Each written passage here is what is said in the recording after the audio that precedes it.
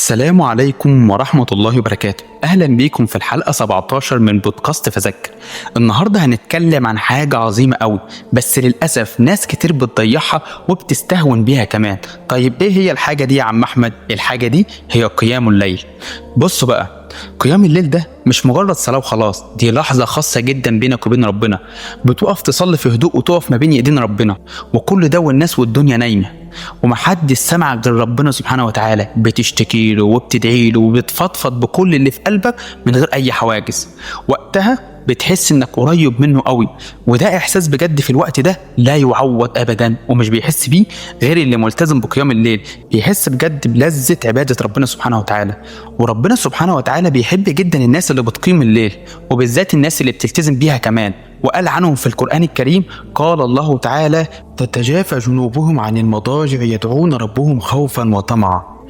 انت عارف معنى الكلام ده ايه؟ يعني دول الناس اللي بيسيبوا السرير الدافي ونومهم وراحتهم وبيقوموا يناجوا ربهم في اوقات الليل، وبالذات لو الثلث الاخير من الليل، ويطلبوا منه كل حاجه نفسهم فيها. وده مش سهل على ناس كتير للاسف. مش كل الناس بتوفق لكده الا من احب الله بصدق واخلاص، فيوفقه الله لذلك، لان ربنا بيحبه وبيحب كمان يسمع له وهو بيدعي له في اخر الليل. بس اللي يعمل كده بجد ويلتزم حتى لو ركعتين بس، له ثواب وجزاء كبير عند الله لا يخطر على بال حد. تعالوا أكلمكم عن النبي صلى الله عليه وسلم كان بيتعامل إزاي مع قيام الليل. النبي صلى الله عليه وسلم كان بيحب قيام الليل جدا، وكان بيصلي لحد ما رجليه تورم. فلما السيدة عائشة رضي الله عنها سألته: يا رسول الله، ليه بتتعب نفسك كده وربنا غفر لك كل ذنوبك؟ يرد النبي يقول لها الجملة العظيمة دي: أفلا أكون عبدا شكورا؟ انتم متخيلين جمال النبي صلى الله عليه وسلم الذي أتى لنا رحمة للعالمين؟ يعني النبي صلى الله عليه وسلم كان بيصلي مش عشان محتاج، لا، ده عشان شكر لله سبحانه وتعالى على نعمه. ما بالك بينا احنا بقى اللي عندنا ذنوب واحتياجات وطلبات؟ مش أولى إننا نقيم الليل وندعي لربنا سبحانه وتعالى؟ طيب تعالى أكلمكم عن أسرار قيام الليل. قيام الليل ده كنز حقيقي للي عارف قيمته بجد.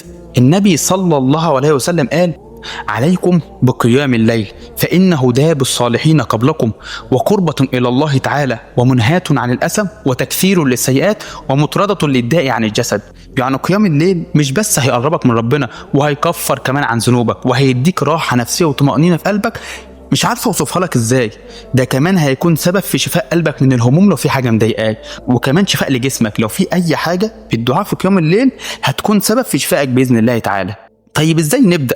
الموضوع سهل وبسيط، مش لازم تصلي ال11 ركعه زي النبي صلى الله عليه وسلم، لا، ابدأ بركعتين وخد الخطوة، وحاول تخليهم في الثلث الأخير من الليل، اللي هو في الوقت الحالي ممكن على بعد الساعة 2 ومعاك لحد قبل الفجر، أو عادي ممكن حتى بعد صلاة العشاء، مفيش مشكلة. ولكن ده هيكون في الثلث الأول من الليل، ولكن لو عرفت تصلي في الثلث الأخير من الليل زي ما قلت لك في الأول هيكون أفضل.